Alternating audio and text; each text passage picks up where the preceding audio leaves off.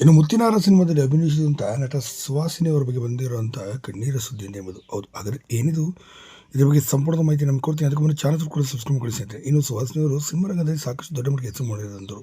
ಇನ್ನು ತಮಿಳಿನ ಖ್ಯಾತ ನಿರ್ದೇಶಕರಾದಂಥ ಮಣಿರತ್ನಂ ಅವರ ಧರ್ಮಪತ್ನಿನೂ ಸಹ ಅಂತಲೇ ಹೇಳ್ಬೋದು. ಇನ್ನು ಕನ್ನಡದಲ್ಲಿ ಮುತ್ತಿನಾರ ಇರ್ಬೋದು, ಯಾರಿಗೆ ಸಾಲ್ತೆ ಸಂಬಳ ಇರ್ಬೋದು, ಒಂದೇ ಮಾತರಂ, ಹೀಗೆ ಒಳ್ಳೊಳ್ಳೆ ಸಿನಿಮಾಗಳನ್ನು ಬ್ಲಾಕ್ ಬಸ್ಟರ್ ಸಿನಿಮಾಗಳನ್ನು ಕೊಟ್ಟಂಥವ್ರು. ಇನ್ನು 1990, 2000 ಇಸ್ವಿ, 2005 ತನಕ ಸಾಕಷ್ಟು ಬೇಡಿಕೆ ನಟಿ 2005 ನಂತರ ಸಂಪೂರ್ಣವಾಗಿ ಕಡಿಮೆ ಸಹ ಆದರು. ಅವ್ರು ಎಲ್ಲಿ ಹೋದ್ರು ಏನಾದರೂ ಅಂತ ಯಾರಿಗೂ ಸಹ ಗೊತ್ತೇ ಆಗಿಲ್ಲ ಅಂತ ಹೇಳ್ಬೋದು.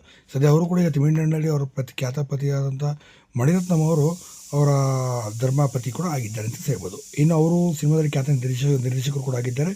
ಇನ್ನು ಇವರು ಸಮಾಜ ಸೇವೆ ಮಾಡೋದ್ರ ಮೂಲಕ ಮತ್ತು ಸ್ವಂತ ಉದ್ಯಮಗಳನ್ನು ಕೂಡ ಅಲ್ಲಿ ನಿರ್ಮಿಸಿದ್ದಾರೆ. ಸಾವಿರಾರು ಜನರಿಗೆ ಕೆಲಸ ಕೂಡ ಕೊಟ್ಟಿದ್ದಾರೆ. ಸಿನಿಮಾ ರಂಗ ಸಂಪೂರ್ಣ 20 ವರ್ಷಗಳಿಂದ ಕೂಡ ದೂರವಾದಂಥ ಸುಹಾಸಿನಿ ಅವರು ಸಿನಿಮಾ ರಂಗದಿಂದ ಒಂದು ರೀತಿ ಕಣ್ಣೀರ ಸುದ್ದಿನೇ ಕೊಟ್ಟರು ಅಂತ ಹೇಳ್ಬೋದು. ಯಾಕೆಂದರೆ ಸಿನಿಮಾ ರಂಗದಲ್ಲಿ ಇವರ ಅಭಿಮಾನಿಗಳು ಸಾಕಷ್ಟು ಜನ ಇದ್ದಾರೆ. ಏಕಾಏಕಿ ದೂರ ಆಗಿದ್ದು ಸುಹಾಸಿನಿ ಅವರು ಅವರ ಅಭಿಮಾನಿಗಳ ಕಣ್ಣೀರು ಬಂದಿದೆ ಅಂತ ಹೇಳ್ಬೋದು. ಆಗ ನೀವೇನಂತೀರ ದಯವಿಟ್ಟು ಕಮೆಂಟ್ ಮಾಡಿ.